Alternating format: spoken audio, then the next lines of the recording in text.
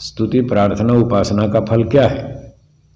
अब इस प्रसंग को यहाँ से शुरू कर रहे हैं। स्तुति प्रार्थना उपासना क्या है, उसका फल क्या है, ये लंबा चलेगा प्रसंग।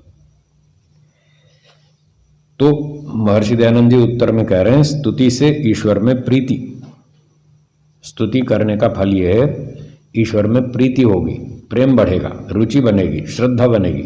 जब आप किसी वस्तु की स्तुति करते हैं तो स्तुति का मतलब उसके गुणों का वर्णन करना, गुणों को कहना।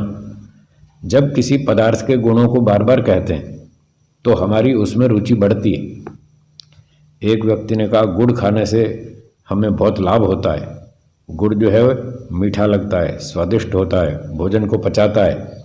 थोड़ी मात्रा में भोजन के बाद गुड़ खाना चाहिए और मन प्रसन्न हो जाता है, शरीर में पुष्टि होती है। बहुत सारे गुण बता दिए उसके।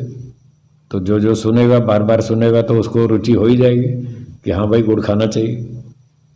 तो इस प्रकार से किसी वस्तु की स्तुति करने से उसमें प्रीति होती है, प्रेम बढ़ता है। इसी नियम से जब ईश्वर की स्तुति करेंगे तो उसमें भी प्रेम बढ़ेगा। और क्या होगा, उसके गुण कर्म स्वभाव से अपने गुण कर्म स्वभाव का सुधारना। तो ये भी एक लाभ होगा। जब हम ईश्वर की स्तुति करेंगे, हे ईश्वर आप न्यायकारी हैं, ये स्तुति है ईश्वर की। उसके गुण को हम बता रहे हैं कि हे ईश्वर आप न्यायकारी हैं। जब बार बार कहेंगे कि आप न्यायकारी हैं, आप न्यायकारी हैं, तो न्याय करना अच्छा है या बुरा? अच्छा है। तो जब हम अच्छी बात कहेंगे कि हे ईश्वर आप न्यायकारी हैं, आप अच्छे व्यक्ति हैं, अच्छे राजा हैं, तो क्या हम अच्छे बनना नहीं चाहेंगे? हम भी चाहेंगे। तो हमारी भी रुचि बढ़ेगी उस गुण को धारण करने में, न्याय वाले गुण को धारण करने में हमारी भी रुचि बढ़ेगी और हम भी न्याय गुण को धारण करेंगे। तो हमारा जो अन्याय का दोष है वो सुधरता जाएगा, छूटता जाएगा। इस प्रकार से स्तुति करने से ये लाभ होगा कि हमारा भी दोष छूटेगा, हमारा भी सुधार होगा। और फिर प्रार्थना, उसका फल बताते हैं। प्रार्थना से निरभिमानता, उत्साह और सहाय का मिलना, ये प्रार्थना का फल है। तो प्रार्थना करने से अभिमान नष्ट होगा, निरभिमानता, अभिमान नष्ट होगा। कैसे नष्ट होगा? जब कोई व्यक्ति प्रार्थना करता है तो कैसे करेगा? एक गरीब आदमी था, सेठ जी के पास गया, 2 दिन से खाना नहीं मिला उस बेचारे को, दुखी था, परेशान था। और जाके जब परेशान था तो वैसे ही उसमें नम्रता आ जाती है, कुछ सहायता मांगनी हो तो ऑटोमेटिक सीधा हो जाता है वो। और जाके कहने लगा, सेठ जी आप बड़े धनवान हैं, आप बड़े बलवान हैं, आप बड़े दयावान हैं, दयालु हैं, आप सबके रक्षक हैं, आप सबके अन्नदाता हैं। ये क्या हो रहा है? सेठ जी की स्तुति हो रही। तो जब सेठ जी की स्तुति हो रही थी तो सेठ जी समझ गए कि हमारी स्तुति क्यों हो रही। समझ गए ना वो। ये सारी स्तुति करके फिर अंत में कहेगा कुछ दो, 2 दिन से भूखे मर रहे हैं, खाना नहीं मिला, कुछ दो। तो स्तुति जब व्यक्ति करता है तो उसके मन में कुछ ना कुछ प्रार्थना होती है, कुछ ना कुछ मांगेगा। और जब वो मांगेगा तो फिर ऐसे ही कहेगा, सेठ जी कुछ दो, या यूं कहेगा, ए सेठ कुछ खाना दे, 2 दिन हो गए कुछ खाया नहीं, लाओ खाना दो। ऐसे कोई कहेगा तो सेठ उसको खाना देगा? कुछ नहीं देगा। तो ये नियम है, जब कोई प्रार्थना करेगा तो उसको नम्रता से ही बोलना पड़ेगा, सारा अभिमान टूट जाएगा। चाहे वो खुद कभी सेठ रहा हो, खुद भी धनवान रहा हो, तब तो बड़ी अकड़ में था, पर आज परिस्थिति उलट गई।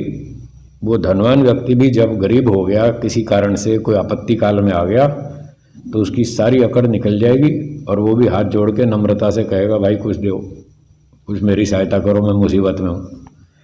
तो इस प्रकार से जब प्रार्थना करते हैं तो अभिमान सारा नष्ट हो जाता है। ये कितना अच्छा लाभ है। और उत्साह बढ़ता है, प्रार्थना करते हैं उत्साह बढ़ता है और सहायता भी मिलती है। जब सेठ से प्रार्थना करेंगे सभ्यता से, नम्रता से, तो सेठ जी देखेगा हाँ बेचारा दुखी है, गरीब है, इसकी मदद करनी चाहिए, लो भाई ले जाओ, खाओ पियो, तो सहायता मिलती है।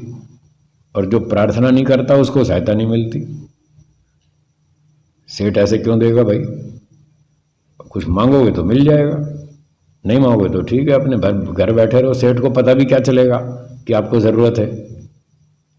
ज़रूरत है या नहीं है वो आप बोलोगे तभी तो पता चलेगा।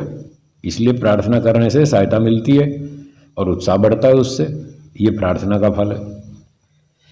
फिर बताते हैं उपासना से परब्रह्म से मेल और उसका साक्षात्कार होना, ये उपासना का फल है।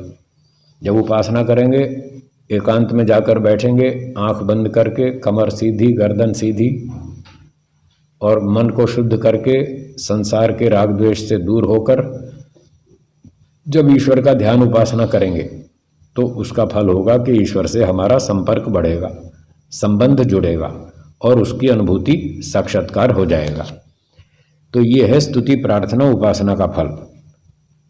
स्तुति प्रार्थना उपासना का फल ये नहीं है कि तुम्हारे पाप माफ हो जाएंगे, वो अलग चीज़ है, ये अलग चीज़ है। ये अच्छा कर्म है, वो बुरा कर्म है।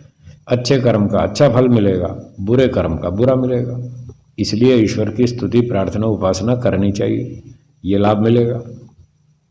और पाप के दंड से बचना हो तो पाप नहीं करना चाहिए, माफ़ी नहीं मांगनी चाहिए, माफ़ी मिलेगी भी नहीं। एक व्यक्ति ने पूछा जी भगवान माफ़ क्यों नहीं करेगा, वो तो दयालु है।